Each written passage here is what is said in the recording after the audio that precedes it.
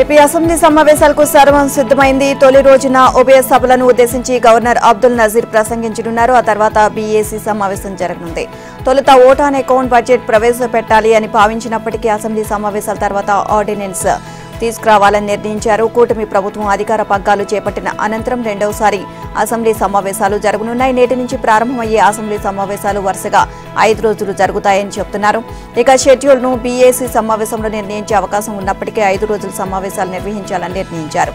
తొలి రోజు గవర్నర్ ప్రసంగం పూర్తయ్యాక సభ వాయిదా పడనుంది. అనంతరం బీఏసీ సమావేశంలో టీడీపీ, జనసేన, బీజేపీ, వైసీపీ ప్రతినిధులు హాజరవుతారు.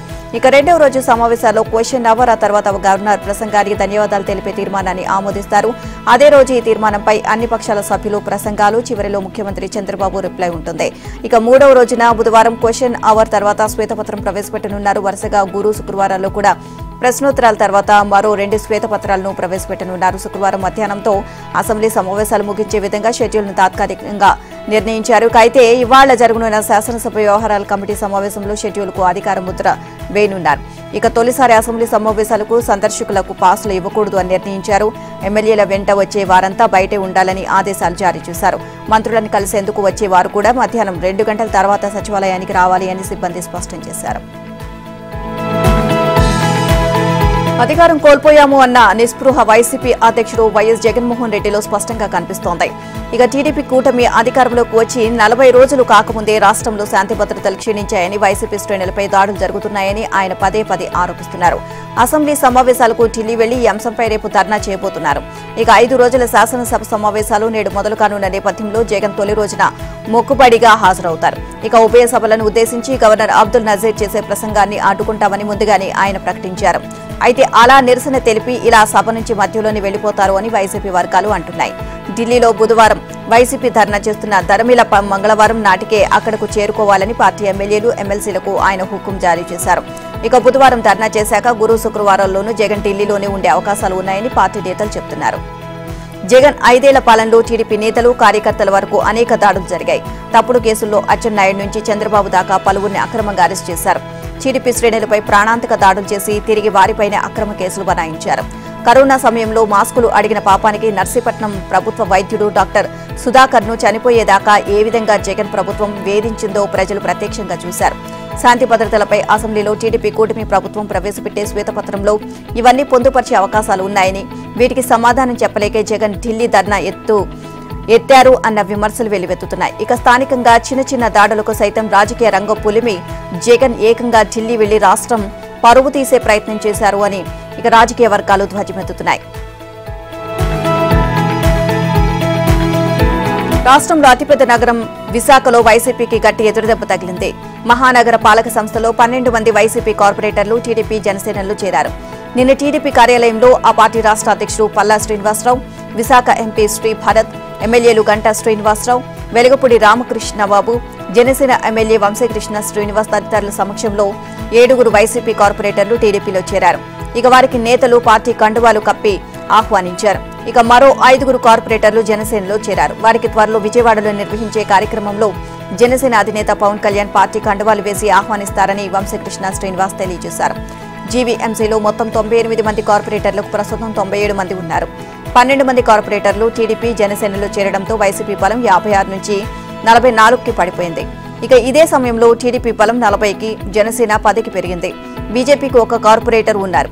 ఇక సిపిఐ, సిపిఎం నుంచి చెరొకరు ఉన్నారు. మేయర్ పదవి చేపట్టాలి అంటే 49 మంది కార్పొరేటర్లు ఉండాలి. టీడీపీ కూటమికి ఇప్పుడు 51 మంది ఉన్నారు. మేయర్ పీఠం దక్కించుకునేందుకు కూటమి పార్టీలు వ్యూహాత్మకంగా అడుగులు వేస్తున్నాయి. ఇక రానున్న రోజుల్లో ఇంకో 6 కార్పొరేటర్లు రానున్నట్లు విశ్వసనీయ సమాచారం. వాస్తవానికి నిన్న 20 మంది వైసీపీ కార్పొరేటర్లు చేరేందుకు సిద్ధంగా వీరిలో 8 మందిపై స్థానిక టీడీపీ, జనసేన శ్రేణులు, ఎమ్మెల్యేలు అభ్యంతరం వ్యక్తం చేసినట్లు తెలిసిందే. ఇక వారి వల్ల పార్టీ శ్రేణులు ఎన్నో ఇబ్బందులు ఎదుర్కొన్నారని, ఇప్పుడు వారిని చేర్చుకుంటే తీవ్ర అసంతృప్తికి గురవుతారు అని అడ్డుకున్నట్లు సమాచారం. ప్రజలు చీకొట్టి చీత్కరించిన వైసీపీ నేతలు మారడం లేదని, వారి అబద్దాలకు అడ్డు అదుపు లేకుండా పోతోంది అని రాష్ట్ర హోంమంత్రి వంగలపూడి అనిత మండిపడ్డారు. టీడీపీ ప్రధాన కార్యాలయంలో ఆమె మాట్లాడుతూ అధికారం పోవడంతో జగన్ కు బుర్ర దొబ్బి ఎక్కడికి వెళ్లి ఏం మాట్లాడాలో తెలియడం లేదు అన్నారు. ఇక అసత్యాలు, అబద్దాలతో కూటమి ప్రభుత్వంపై బురద చల్లి మళ్లీ సీఎం కావాలి అనే కలలు కంటున్నారని మండిపడ్డారు. జరిగినవి వాస్తవంగా రాజకీయ హత్యలైతే వాటి పూర్తి వివరాలను ప్రభుత్వానికి ఇవ్వాలి. ప్రజల్లో విషపు బీజాలు నాటడానికి ప్రయత్నిస్తున్నారు. ప్రజల్లో భయాన్ని సృష్టించేందుకు కుట్రలు చేస్తున్నారు. వైసీపీ పాలనలో పోలీసులను చెప్పు చేతుల్లో పెట్టుకుని రాజారెడ్డి రాజ్యాంగాన్ని నడిపారు. ఇక జగన్ అధికారంలో ఉంటే ఇక బతకలేము అన్న అభిప్రాయంలోకి నాడు ప్రజలు వచ్చారు. జగన్ మాటలను జనాలు ఎలా నమ్ముతారు అనుకుంటున్నాడో కానీ వ్యక్తిగత హత్యపై ప్రధానికి లేఖ రాసి రాష్ట్రపతి పాలన విధించాలని కోరుతున్నాడో అంటే ఆయన ఎంత ఘనుడో అర్థమవుతోంది. నిందితులను అరెస్ట్ చేసి జైలుకు పంపితే జగన్ వినుకొండ వెళ్లి మళ్లీ రెచ్చగొడుతున్నారు. జగన్ గత 5 ఏళ్లలో ఒక్కసారి కూడా ఆడబిడ్డలపై జరిగిన అత్యాచారాల మీద మాట్లాడలేదు. చంద్రబాబు పాలనలో వెంటనే నిందితులను అరెస్ట్ చేసి జైలుకు పంపిస్తున్నామన్నారు. నేటి నుంచి అసెంబ్లీ ఉండడంతో అసెంబ్లీకి వస్తే జగన్ బండారం బయటపడుతుందని ఢిల్లీలో ధర్నా అంటూ నాటకాలు ఆడుతున్నారని అన్నారు. ఏపీలో అసెంబ్లీ సమావేశాలుంటే వదిలేసి ఢిల్లీ వచ్చి ధర్నా చేస్తానని చెప్తున్న జగన్ డైవర్షన్ డ్రామాలు ఆడుతున్నారని టీడీపీ ఎంపీ లావు శ్రీకృష్ణదేవరాయలు మండిపడ్డారు. ఆయన 5 ఏళ్ల పాలనలో ఇప్పటికే అమరావతి, పోలవరం, విద్యుత్, సహజ వనరుల దోపిడీపై 4 శ్వేతపత్రాలు విడుదల చేశామని, అసెంబ్లీ సమావేశాలు, శాంతి భద్రతలు, పరిశ్రమలతో పాటు ఆర్థిక పరిస్థితిపై శ్వేతపత్రాలు ప్రవేశపెడతారని, వీటిపై అక్కడ చర్చించకుండా హస్తన వస్తాను అనడం హాస్యాస్పదంగా ఉంది అన్నారు. నేడు పార్లమెంట్ బడ్జెట్ సమావేశాలు ప్రారంభమవుతున్న నేపథ్యంలో నిన్న రక్షణ మంత్రి రాజ్నాథ్ సింగ్ ఆధ్వర్యంలో అఖిలపక్ష సమావేశం జరిగింది. టీడీపీ తరపున రాయలు హాజరయ్యారు. పార్లమెంట్లో ఏపీ ఆర్థిక పరిస్థితిపై చర్చిస్తామని తెలియజేశారు. ఇక 5 ఏళ్ల జగన్ జమానాలు రాష్ట్రంలో జరిగిన ఆర్థిక విధ్వంసాన్ని లోక్సభ వేదికగా దేశానికి వివరిస్తామన్నారు. అమరావతి, పోలవరం నిర్మాణాలకు కేంద్రం చేయూతనివ్వాలి అని కోరారు. సభలో తమ పార్టీ ఎంపీల్లో ఎక్కువ మంది యువత, కొత్తవారు ఉన్నారని, వారికి మాట్లాడేందుకు అవకాశం ఇవ్వాలని విజ్ఞప్తి చేశారు. 5 ఏళ్లలో జగన్ చేసిన తప్పులు బయటకు వస్తాయి అనే భయంతో వాటి నుంచి తప్పించుకోవడానికి జగన్ ఢిల్లీలో డ్రామాలు చేయాలి అని చూస్తున్నారని విమర్శించారు. అభివృద్ధిని అడ్డుకోవడం, పొలిటికల్ డ్రామాలు ఆడడమే వైసీపీ పని అని మండిపడ్డారు. క్షేత్రస్థాయిలో జనసేన జెండా పట్టుకుని నిస్వార్థంగా పనిచేసే ప్రతి కార్యకర్త కుటుంబానికి అండగా నిలవాలి అనే సంకల్పంతో జనసేన అధినేత పవన్ కళ్యాణ్ క్రియాశీలక సభ్యత్వ నమోదు కార్యక్రమానికి రూపకల్పన చేశారు అని ఆ పార్టీ ప్రధాన కార్యదర్శి నాగబాబు అన్నారు. మంగళగిరిలోని పార్టీ కేంద్ర కార్యాలయంలో నిన్న క్రియాశీలక సభ్యులకు సంబంధించిన బీమా చెక్కుల పంపిణీ కార్యక్రమం నిర్వహించారు. ఇక ఇటీవల వేర్వేరు ప్రమాదాల్లో 81 మంది జనసేన క్రియాశీలక సభ్యులు మరణించారు. వారి కుటుంబాలకు నాగబాబు చేతుల మీదుగా 5 లక్షల చొప్పున చెక్కులు అందజేశారు. ఈ సందర్భంగా నాగబాబు మాట్లాడుతూ బీమా సౌకర్యం వల్ల 3 ఏళ్లుగా 349 కుటుంబాలకు ఆర్థికంగా అండగా నిలిచామని చెప్పారు. క్రియాశీలక సభ్యత్వ నమోదు కార్యక్రమం 2021లో ప్రారంభమైందని చెప్పారు. వైసీపీ అధినేత జగన్ తన జేబు నుంచి 10 రూపాయలు తీసి ఇవ్వడం తాను చూడలేదు అని నాగబాబు అన్నారు. అబద్దాలు చెప్పడంలో జగన్ డాక్టరేట్ పొందారు అన్నారు. వినుకొండలో పాత కక్షల వల్ల హత్య జరిగితే రాజకీయ రంగు పులుముతున్నారు అని విమర్శించారు. వైసీపీ వాళ్లు కూటమి ప్రభుత్వానికి 3 నెలల సమయం కూడా ఇవ్వకుండా కాట్ల కుక్కల్లా మీద పడుతున్నారని, వాళ్లకు యాంటీ ర్యాబిస్ ఇంజెక్షన్ వేసి సైలెంట్ గా కూర్చోపెడతామని అన్నారు. వైసీపీ హయాంలో అవినీతికి పాల్పడ్డ ఏ ఒక్కరూ తప్పించుకోలేరు అన్నారు. రైతులకు 2 లక్షల రుణమాఫీ అమలు నేపథ్యంలో వరంగల్లోని ఆర్ట్స్ కాలేజీ మైదానంలో కాంగ్రెస్ పార్టీ తలపెట్టిన కృతజ్ఞత సభ ఈ నెల 28న జరిగే అవకాశం ఉన్నట్లు తెలుస్తోంది. ఆగస్టు 3న సీఎం రేవంత్ రెడ్డి అమెరికా పర్యటనకు వెళ్లనున్న నేపథ్యంలో ఈలోపే సభ నిర్వహించాలి అన్న పట్టుదలతో సీఎం ఉన్నట్లు తెలుస్తోంది. కృతజ్ఞత సభకు ముఖ్య అతిథిగా రావాలంటూ రాహుల్ గాంధీని ఆహ్వానించేందుకు రేవంత్ రెడ్డి నిన్న ఢిల్లీకి వెళ్లారు. డిప్యూటీ సీఎం పట్టి విక్రమార్క, మంత్రి ఉత్తమ్ కుమార్ రెడ్డిలు శనివారమే ఢిల్లీకి చేరుకున్నారు. నేడు ఈ ముగ్గురు రాహుల్ గాంధీని కలిసి కృతజ్ఞత సభకు ముఖ్య అతిథిగా రావాలి అంటూ ఆహ్వానించనున్నారు. రాహుల్ కు ఉన్న వెసులుబాటును బట్టి సభ నిర్వహించే తేదీ ఖరారు కానుంది. పార్లమెంట్ బడ్జెట్ సమావేశాలు ఈ రోజు నుంచి ప్రారంభం కానుండగా తెలంగాణ అసెంబ్లీ బడ్జెట్ సమావేశాలు రేపటి నుంచి ప్రారంభమవుతాయి. అటు పార్లమెంట్, ఇటు అసెంబ్లీ సమావేశాలకు ఇబ్బంది రాకుండా ఈ నెల 28న ఆదివారం వరంగల్ కృతజ్ఞత సభను నిర్వహించే అవకాశం ఉన్నట్లు తెలుస్తోంది. రాహుల్ గాంధీతో రేవంత్ భేటీ తర్వాత దీనిపై స్పష్టత రానుంది. రాహుల్ గాంధీతో పాటుగా ఏఐసీసీ అధ్యక్షుడు మల్లికార్జున ఖర్గే, ఇతర అగ్రనేతలను రేవంత్ రెడ్డి, భట్టి విక్రమార్క, ఉత్తమ్లు కలిసి ఆహ్వానించనున్నట్లు పార్టీ వర్గాలు తెలియజేశాయి. 23న అసెంబ్లీ బడ్జెట్ సమావేశాలు ప్రారంభం కానున్న నేపథ్యంలో నేడు సీఎం, మంత్రులు భట్టి, ఉత్తమ్ కోమటిరెడ్డి, ఇక వెంకటరెడ్డిలు పలువురు కేంద్ర మంత్రులను కలవనున్నారు. ఆషాఢ బోనాల ఉత్సవాల సందర్భంగా సికింద్రాబాద్ మహంకాళి అమ్మవారి బోనాల జాతర నిన్న అత్యంత వైభవంగా జరిగింది. నెత్తిన బోనమెత్తి వచ్చిన ఆడబిడ్డలు అమ్మవారిని దర్శించుకునేందుకు వచ్చిన భక్తులతో లష్కర్ పరిసర ప్రాంతాలు కిక్కిరిసిపోయాయి. తెల్లవారుజాము నుంచే మహాకాళి అమ్మవారి ఆలయానికి భక్తులు బారులు తీరారు. లష్కర్లోని అమ్మవారి ఆలయాల వద్ద బోనాల పండుగను ఘనంగా జరుపుకున్నారు. ఇక ఉజ్జయిని మహంకాళి ఆలయంలో తెల్లవారుజామున 3:30 ఆలయ అనువంశిక ధర్మకర్తల కుటుంబానికి చెందిన సూరిటి రామేశ్వరరావు కుటుంబ సభ్యులతో కలిసి హైదరాబాద్ జిల్లా ఇన్ఛార్జి మంత్రి పొన్నం ప్రభాకర్ అమ్మవారికి తొలి బోనం సమర్పించారు. పొన్నం ప్రభాకర్ కుటుంబ సభ్యులు అమ్మవారికి బంగారు బోనం రాష్ట్ర ప్రభుత్వం తరపున పట్టు వస్త్రాలు సమర్పించారు. ఇక అనంతరం ఉదయం సీఎం రేవంత్ రెడ్డి అమ్మవారికి పట్టు వస్త్రాలు సమర్పించి మొక్కులు తీర్చుకున్నారు. కేంద్ర మంత్రి కిషన్ రెడ్డి దంపతులు అమ్మవారిని దర్శించుకుని బోనం సమర్పించారు. హర్యానా గవర్నర్ బండారు దత్తాత్రేయ కుటుంబ సభ్యులు అమ్మవారికి పూజలు చేశారు. ప్రజలు సుఖ సంతోషాలతో జీవించేలా ఆశీర్వదించాలి అని కోరుతున్నాను అని మంత్రి సీతక్క తెలియజేశారు. రాష్ట్రం సుభిక్షంగా ఉండాలని అమ్మవారికి పూజలు చేసినట్లు మంత్రి పొన్నం ప్రభాకర్ చెప్పారు. కేంద్రంతో గత ప్రభుత్వంలా కాకుండా ఇప్పుడు సఖ్యతగా తెలంగాణ రాష్ట్ర ప్రభుత్వం ఉంటుంది. పలు కేంద్ర ప్రాయోజిత కార్యక్రమాలను అమలు చేస్తున్నాము. వివిధ పథకాల అమలుకు రాష్ట్రం తరపున పూర్తి సహకారం అందిస్తున్నాము. వీటన్నిటినీ కేంద్ర పరిగణలోకి తీసుకుంటుందా? కేంద్ర బడ్జెట్లో ఈసారైన రాష్ట్రానికి వరాలు కురిపిస్తుందా? అధికారంలోకి వచ్చిన నాటి నుంచి ప్రధానికి కేంద్ర మంత్రులు చేసిన విజ్ఞప్తులపై స్పందిస్తుందా? కొన్ని ప్రాజెక్టులకైనా నిధులు ఇస్తుందా? ప్రత్యేక గ్రాంట్లు సిఎస్ఎస్ల కింద నిధులు కేటాయిస్తుందా అని రేవంత్ ప్రభుత్వం ఆశగా ఎదురుచూస్తోంది. ఈ నెల 23న కేంద్ర ప్రభుత్వం పార్లమెంట్లో 2024-25 ఆర్థిక సంవత్సరానికి పూర్తిస్థాయి బడ్జెట్ను ప్రవేశపెడుతుండటంతో రాష్ట్రానికి రావాల్సిన నిధులపై భారీగా ఆశలు పెట్టుకుంది. ఇక తెలంగాణ ఆవిర్భవించిన తర్వాత ఒక్క సాగునీటి పారుదల ప్రాజెక్టుకు కూడా కేంద్ర ప్రభుత్వం జాతీయ హోదా ఇవ్వలేదు అని రాష్ట్ర ప్రభుత్వం గుర్తు చేస్తోంది. ఈ దృష్ట్యా పాలమూరు రంగారెడ్డి ఎత్తిపోతల ప్రాజెక్టుకు జాతీయ హోదా ఇవ్వాలని కోరుతోంది. ఇక మూసీ రివర్ ఫ్రంట్ ప్రాజెక్టును 1,50,000 కోట్లతో చేపడతామని సీఎం రేవంత్ రెడ్డి ప్రకటించారు. ఈ నేపథ్యంలో కేంద్ర బడ్జెట్లో దీనికి నిధులు కేటాయించాలని రాష్ట్రం కోరుతోంది. మరోవైపు విభజన చట్టంలో ఇచ్చిన హామీల మేరకు వెనుకబడిన జిల్లాల అభివృద్ధికి వెనుకబడిన ప్రాంతాల అభివృద్ధి నిధి కింద కేంద్ర ప్రభుత్వం కేటాయించే నిధులు ఇవ్వాలని రాష్ట్రం కోరుతోంది. భద్రాద్రి కొత్తగూడెం జిల్లా అశ్వరావుపేట మండలంలోని పెదవాగు ప్రాజెక్టు ఏపీ తెలంగాణ రాష్ట్రాల ఉమ్మడి ప్రాజెక్టు అని దీన్ని గోదావరి వాటర్ మేనేజ్మెంట్ బోర్డు పర్యవేక్షిస్తుంది అని వ్యవసాయ శాఖ మంత్రి తుమ్మల నాగేశ్వరరావు తెలియజేశారు. ఏపీ ప్రభుత్వంతో మాట్లాడి ఉమ్మడిగా ఉన్న ఈ ప్రాజెక్టుకు వచ్చే ఏడాదిలోగా మరమ్మతులు పూర్తి చేయిస్తామని అన్నారు. ఇటీవల కురిసిన భారీ వర్షాలు వరదలతో గండిపడ్డ పెదవాగు ప్రాజెక్టును నిన్న అధికారులతో కలిసి మంత్రి సందర్శించారు. ప్రాజెక్టుకు గండిపడిన విధానం, జరిగిన నష్టాన్ని పరిశీలించారు. అనంతరం గుమ్మడిపల్లి, కొత్తూరు, రంగాపురం, నారాయణపురంలోని వరద బాధిత గ్రామాల ప్రజలతో మాట్లాడారు. ఆ తర్వాత పెద్దవాగు ప్రాజెక్టు వద్ద జిల్లా అధికారులతో సమీక్ష నిర్వహించారు. పెద్దవాగు ప్రాజెక్టు గండిపడడానికి కారణాలపై నివేదిక ఇవ్వాలని కలెక్టర్ను ఆదేశించారు.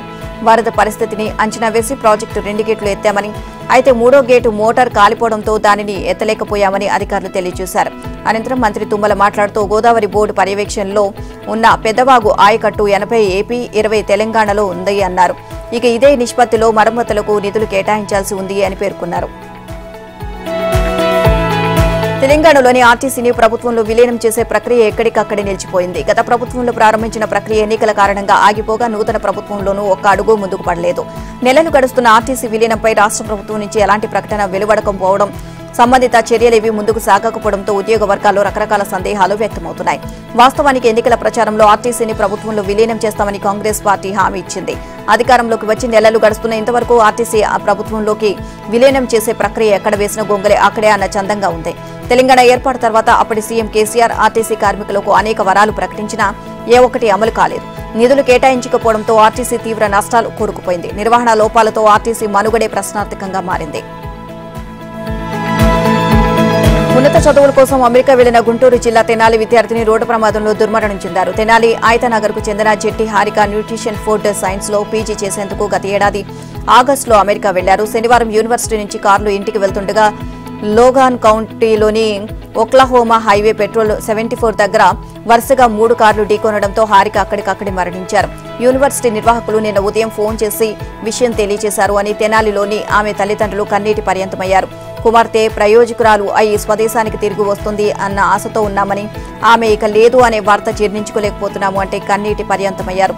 కష్టపడి కూడబెట్టిన డబ్బుతో కుమార్తెను అమెరికాకు పంపారు. మృతదేహాన్ని స్వదేశానికి రప్పించే ఆర్థిక పరిస్థితి కూడా లేదు.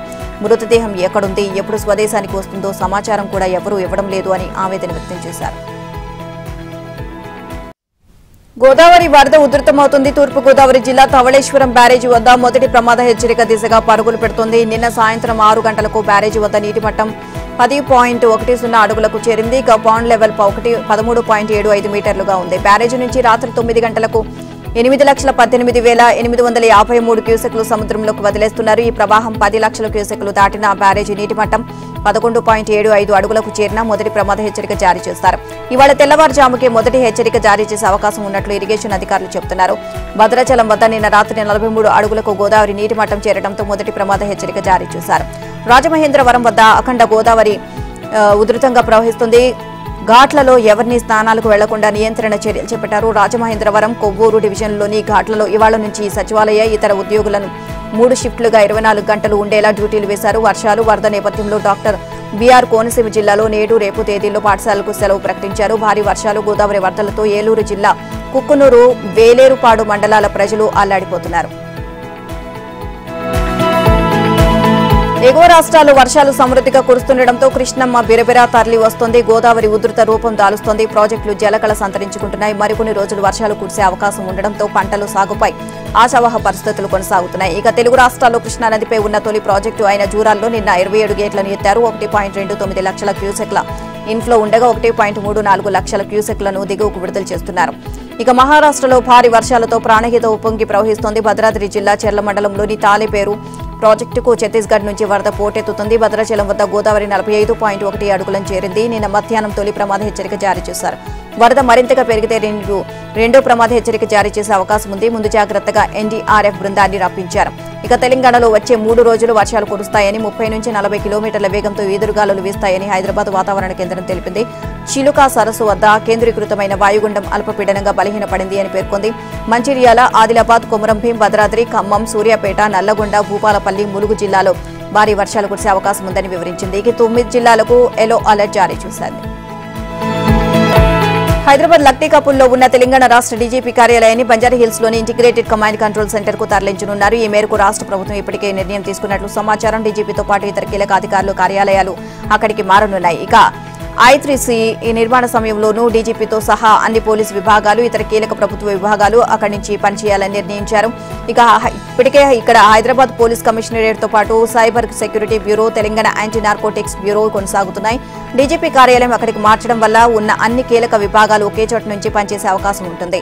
మొన్నటి వరకు ఏపీసీఐడీ ఆధీనంలో ఉన్న లక్టీకప్పుల్లోని భవనం తెలంగాణ ఆధీనంలోకి వచ్చిన నేపథ్యంలో ప్రస్తుతం I3Cలో కొనసాగుతున్న సిపి కార్యాలయంలో కొంత భాగం అక్కడికి మార్చే అవకాశం ఉన్నట్లు సమాచారం. ఇంటిగ్రేటెడ్ కమాండ్ కంట్రోల్ సెంటర్లో I3C కేంద్రంగా సీఎం రేవంత్ రెడ్డి ఇప్పటికే పలు కీలక సమావేశాలు నిర్వహించారు. మంత్రులు, సీఎస్, డీజీపీ, ఆయా విభాగాల అధికారులు సమావేశాల్లో పాల్గొన్నారు. ఇకపై తరచూ ఇక్కడి నుంచే సమావేశాలు నిర్వహించాలని సీఎం నిర్ణయించారు. వీధి కుక్కల బారి నుంచి రక్షించండి అంటూ హైదరాబాద్కు చెందిన పలువురు చిన్నారులు రోడ్డెక్కారు. రేవంత్ అంకుల్ మమ్మల్ని కాపాడండి అంటూ నినాదాలు చేస్తూ పోలీస్ స్టేషన్ వద్ద నిరసన తెలియజేశారు. అలాగే వీధి కుక్కల సమస్యను పరిష్కరించని తమ ప్రాంత పురపాలక సంఘం కమిషనర్పై పోలీసులకు ఫిర్యాదు కూడా చేశారు. వీధి కుక్కల సమస్య తీవ్రతను చూపితే ఈ ఘటన హైదరాబాద్లోని పేట్ బషీరాబాద్ పోలీస్ స్టేషన్ వద్ద నిన్న జరిగింది. మా ప్రాణాలకు రక్షణ ఏది అని రాసి ఉన్న ప్లగార్డులు పట్టుకుని తల్లిదండ్రులతో కలిసి ర్యాలీగా పోలీస్ స్టేషన్కు వచ్చి నిరసన తెలియజేశారు. పురపాలక సంఘం కమిషనర్ శ్రీహరిపై పోలీసులకు ఫిర్యాదు చేశారు. కర్ణాటక ప్రైవేట్ ఐటీ కంపెనీలు, పరిశ్రమల్లో స్థానికులకు 50% నుంచి 100% ఉద్యోగాలు ఇవ్వాలంటూ బిల్లు తెచ్చిన సిద్దారామయ్య నేతృత్వంలోని కాంగ్రెస్ ప్రభుత్వం మరో వివాదాస్పద నిర్ణయం తీసుకుంది. ఐటీ ఉద్యోగులకు పని గంటలను 14 గంటలుగా పెంచేందుకు సిద్ధమైంది. ఇక దేశంలో అత్యధిక ఐటీ సంస్థలు, వాటి అనుబంధ కంపెనీలు బెంగళూరు, మైసూరు నగరాల్లోని ఉన్నాయి. 14 పని గంటల ప్రతిపాదనలను ఐటీ కంపెనీలు ఇటీవలే ప్రభుత్వానికి పంపాయి. సిద్ధు సర్కార్ మరో ఆలోచన లేకుండానే వాటి అమలుకు సిద్ధమైంది. నేడు కేబినెట్ భేటీలో చర్చించి ప్రస్తుత శాసనసభ సమావేశాల్లోని బిల్లును ప్రవేశపెట్టే ఆలోచనలో ఉన్నట్లు తెలిసింది. ఐటీఈఎస్ బీపీఓలో పనిచేసే ఉద్యోగుల పని గంటలను 12 నుంచి 14 గంటలకు పెంచాలని కార్మిక శాఖ నిర్ణయించారు. కేరళలో నిఫా వైరస్ కలకలం రేపుతోంది. మలప్పురం జిల్లా పందిక్కల్లో ప్రమాదకర నిఫా వైరస్ సోకిన 14 ఏళ్ల బాలుడు కోజికోడ్లో చికిత్స పొందుతూ నిన్న మృతి చెందారు. ఈ మేరకు ఆ రాష్ట్ర ఆరోగ్య శాఖ మంత్రి వీణా జార్జ్ ప్రకటించారు. ఆ బాలుడికి నిన్న ఉదయం తీవ్ర గుండెపోటు వచ్చింది అని, చికిత్స చేసి రక్షించేందుకు చేసిన ప్రయత్నాలు విఫలమయ్యాయని అన్నారు. అంతర్జాతీయ నిబంధనల ప్రకారం అతడికి అంత్యక్రియలు జరుగుతాయని అన్నారు. ఆ బాలుడు చికిత్స పొందిన కోజికోడ్ వైద్య కళాశాలలో 3 వ్యక్తులను ఐసోలేషన్లో ఉంచినట్లు మంత్రి తెలియజేశారు. అలాగే మంజేరి వైద్య కళాశాలలో 4 హై రిస్క్ కేటగిరీలో ఉన్న వ్యక్తులు చేరారు అని, వారిలో ఒకరు ఐసీయూలో ఉన్నారని తెలియజేశారు. మృతి చెందిన బాలుడికి దగ్గరగా మసిలిన 246 మందిలో 63 మందిని హై రిస్క్ కేటగిరీగా గుర్తించామని అన్నారు. ఇక వారందరికీ వైద్య పరీక్షలు చేయనున్నట్లు వెల్లడించారు. మోదీ 3.0 ప్రభుత్వం నేడు ప్రవేశపెట్టనున్న కేంద్ర బడ్జెట్లో అభివృద్ధి, సంక్షేమంతో పాటు ఆర్థిక లోటు తగ్గించేందుకు చర్యలు ఉంటాయని ఆర్థిక మంత్రి శాఖ వర్గాలు తెలియజేశాయి. ఇక లోక్సభలో బీజేపీ సంఖ్యాబలం తగ్గడం, మిత్రపక్షాలపై ఆధారపడాల్సి రావడం, ఈ ఏడాది ఆఖరులో 3 కీలక రాష్ట్రాల్లో ఎన్నికలు వంటి వాటి నేపథ్యంలో సంస్కరణలకు, జనాకర్షక విధానాలకు, రాష్ట్రాల అవసరాలకు సమానంగా ప్రాధాన్యమిస్తూ ఈ బడ్జెట్ రూపకల్పన జరిగింది అని ఆ వర్గాలు వివరించాయి.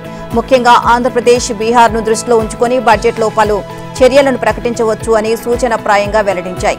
ఇప్పటికే వరుసగా 6 సార్లు బడ్జెట్ను ప్రవేశపెట్టిన ఆర్థిక మంత్రి నిర్మలా సీతారామన్ ఎప్పటిలాగానే ఈసారి కూడా మౌలిక సదుపాయాల కల్పనకు పెట్టుబడులను భారీగా పెంచనున్నారు.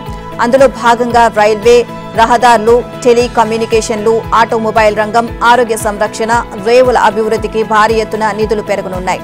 సొంతంగా మెజారిటీ సాధించలేక లక్ష్యానికి అల్లంత దూరంలో నిలిచిపోయిన బీజేపీకి టీడీపీ, జేడీయూ అండగా నిలిచి మోదీ 3.0 సర్కార్ ఏర్పడడంలో కీలక పాత్ర పోషించిన నేపథ్యంలో ఈసారి బడ్జెట్లో ఏపీ, బీహార్కు ఆర్థికంగా చేయూతనిచ్చేలా కొన్ని ప్రకటనలు చేసే అవకాశాలు ఉన్నాయని అంచనా. చంద్రబాబు ఏపీ సమగ్రంగా కోలుకునేందుకు ఆర్థిక ప్రణాళికను ఆశిస్తుండగా నితీష్ కుమార్ బీహార్లో మౌలిక సదుపాయాల అభివృద్ధిని ఆశిస్తున్నారు. అమెరికా అధ్యక్ష రేసు నుంచి ప్రస్తుత అధ్యక్షుడు జో బైడెన్ తప్పుకున్నారు. గత కొద్ది రోజులుగా బైడెన్ ప్రెసిడెన్షియల్ రేస్ నుంచి వైదొలగాలని డెమోక్రటిక్ పార్టీ నేతల నుంచి ఒత్తిడి నేపథ్యంలో ఈ నిర్ణయం తీసుకున్నట్లు తెలుస్తోంది. ఇక దేశ ప్రయోజనాల కోసం ఈ నిర్ణయం తీసుకుంటున్నట్లు పేర్కొన్నారు. ప్రస్తుత అధ్యక్షుడిగా పూర్తి కాలం కొనసాగుతానని వెల్లడించారు. ఇక గత కొద్ది రోజులుగా ఆయన డెమోక్రటిక్ అభ్యర్థిగా అధ్యక్ష రేసు నుంచి వైదొలగాలని సొంత పార్టీ నేతల నుంచి తీవ్రమైన ఒత్తిడి వచ్చింది. దానికి తోడు ఇటీవల ఆయన కోవిడ్ బారిన పడ్డారు. గత నెల 27న జరిగిన టీవీ రిపబ్లికన్ పార్టీ అభ్యర్థి డొనాల్డ్ ట్రంప్, డెమోక్రాట్ల అభ్యర్థి బైడెన్ మధ్య జరిగిన సంభాషణను ప్రపంచమంతా ఆసక్తిగా గమనించింది. ఈ చర్చలో ఇరువురు నేతలు ఒకరిపై ఒకరు తీవ్రంగా విమర్శలు చేసుకున్నప్పటికీ ట్రంప్దే పై చేయిగా అంతా భావించారు. 81 ఏళ్ల బైడెన్ పలు సార్లు తడబాటుకు గురయ్యారు. పలు కీలక సభల్లోనూ బైడెన్ నోటి వెంట తప్పులు దొర్లాయి. దీంతో ఆయన అధ్యక్ష రేసులో ఉండడంపై సొంత పార్టీలోనే అనుమానాలు మొదలయ్యాయి. దానికి తోడు పలువురు కీలక నేతలు ఆయన వైదొలగాలి అని, వేరొకరికి ఆ బాధ్యతలు అప్పగించాలని బహిరంగంగా పిలుపునిచ్చారు.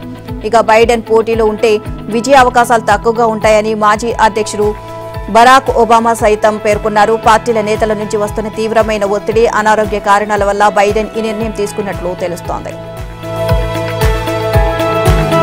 అమెరికా అధ్యక్ష రేసు నుంచి తప్పుకోనున్నట్లు బైడెన్ ప్రకటించారు. మరి ఆయన స్థానంలో అధ్యక్ష పదవికి పోటీ పడబోయే అభ్యర్థి ఎవరు అనేది ఇంకా స్పష్టత రాలేదు. ప్రస్తుత ఉపాధ్యక్షురాలు కమలా హ్యారిస్ అభ్యర్థిత్వానికి మద్దతు ఇస్తున్నట్లు బైడెన్ చెప్పారు. కానీ అభ్యర్థిగా ఎవరు ఉండాలి అనేది డెమోక్రాట్లందరూ కలిసి తీసుకోవాల్సిన నిర్ణయం. కమలా హ్యారిస్ అభ్యర్థిత్వాన్ని వ్యతిరేకిస్తూ ఇప్పటికే కొందరు బహిరంగ వ్యాఖ్యలు కూడా చేశారు. బైడెన్ ను తప్పుకోవాలని డిమాండ్ చేస్తున్నాము అంటే కమలా హ్యారిస్ అభ్యర్థిత్వాన్ని ఒప్పుకుంటున్నట్లు కాదు అన్నది వారి వాదనలు అని వినిపిస్తున్నాయి. ఇక సాధారణంగా అధ్యక్ష పదవికి తమ పార్టీ నుంచి ఎవరు పోటీలో ఉండాలి అని తేల్చుకోవడానికి అమెరికాలో పార్టీలు ప్రైమరీలు, కాకస్లు నిర్వహిస్తారు. ప్రైమరీలు అంటే బ్యాలెట్ ద్వారా జరిపే ఓటింగ్, కాకస్ అంటే చర్చల ద్వారా జరిపే ఓటింగ్. డెమోక్రాట్ సభ్యుల్లో ఎవరి మద్దతు ఎవరికి ఉందో, ఎవరికి అత్యధికుల మద్దతు ఉందో ప్రైమరీలు, కాకస్ల ద్వారా తేలిపోతుంది. ఆ తర్వాత జరిగే పార్టీ జాతీయ స్థాయి సదస్సులో ఎక్కువ మంది మద్దతు పొందిన అభ్యర్థి పేరును లాంఛనంగా ప్రకటిస్తారు.